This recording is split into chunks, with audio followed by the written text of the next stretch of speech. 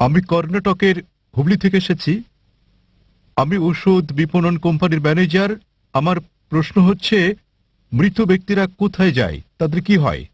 ধন্যবাদ। ভাই প্রশ্ন করলেন যে মৃত ব্যক্তিরা কোথায় এবং তাদের কি হয়েছে। আগের প্রশ্নের জবাবে আমি বলেছি যে আল্লাহ বলেছেন সূরা মুলক অধ্যায় নম্বর 67 আয়াত নম্বর 2, আল্লাযী খালাকাল মাউতা ওয়াল হায়াতা, অর্থাৎ সর্বশক্তিমান ঈশ্বর জীবন ও মৃত্যু সৃষ্টি করেছেন তোমাদের মধ্যে কর্মে কে উত্তমতা পরীক্ষার জন্য। তাহলে এই জীবন পরকালের জন্য হচ্ছে পরীক্ষা। কোনো ব্যক্তি একবার মারা গেলে তার পরীক্ষা শেষ, পরীক্ষা ফিনিশ। তবে সকল মানুষের পরীক্ষার ফলাফল পৃথিবীর বুকে প্রথম মানুষ হযরত আদম আলাইহিস সালাম থেকে শুরু করে আমাদের সময় জীবিত সবার জীবন ধারণকারী শেষ মানুষটি পর্যন্ত সকলকে বিচার দিবসে পুনরুত্থিত করা হবে এবং একযোগে সবার পরীক্ষার ফলাফল প্রকাশ করা হবে। আপনি জানেন, একটা উদাহরণ দিচ্ছি, আমরা কিভাবে ভোট দেই।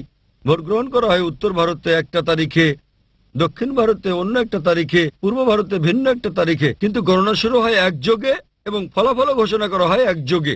সুতরাং একই রকম ভাবে এখানে পরীক্ষা নেওয়া হয়ে গেছে।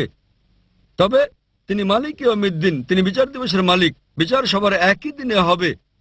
হিসাব কিতাব কে সঠিক কে বেঠিক একই দিনে ঠিক করা হবে। তারপর আপনার ভালো মন্দ কাজের উপর ভিত্তি করে আপনি সর্বশক্তিমান ঈশ্বরের আদেশ মান্য করেছেন কি না, তার ভিত্তিতে আপনি যাবেন বেহেশতে কিংবা দোজখে। তবে সকলকে পুনরুত্থিত করা হবে, যদিও বর্তমানে তারা সুপ্ত অবস্থায় আছেন। সুপ্ত অবস্থা মানে তারা মারা গেছেন, তবে তাদেরকে পুনরায় জীবিত করা হবে। সর্বশক্তিমান ঈশ্বর তাদেরকে পুনরায় জীবন দান করবেন। তাহলে সকল মানুষ পুনরুত্থিত হবে এবং শেষ বিচারের দিনে পবিত্র কোরআন আল্লাহ বলেন যে একজন মানুষও সর্বশক্তিমান স্রষ্টার বিচারে আপত্তি জানাবে না। কারণ আমাদের অঙ্গ প্রত্যঙ্গ সাক্ষ্য দেবে, আমাদের চোখ সাক্ষ্য দেবে, আমাদের হাত সাক্ষ্য দেবে আমাদের কর্মের। এমনকি তারাও আপত্তি করবে না যাদেরকে নির্দেশ পালন না করার জন্য জাহান্নামে পাঠানো হবে।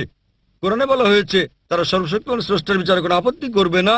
তারা বলবে আমাদের আর একটা সুযোগ দাও, এবং সর্বশক্তিমান আল্লাহ বলবেন যে অনেক দেরি হয়ে গেছে, পরীক্ষার সময় শেষ। তাই বিচার দিবসে সকলকে পুনরুত্থিত করা হবে ভালো খারাপ কাজের উপর ভিত্তি করে। আপনি পাস বা ফেল করবেন, বেহেশত বা দোজখে যাবেন।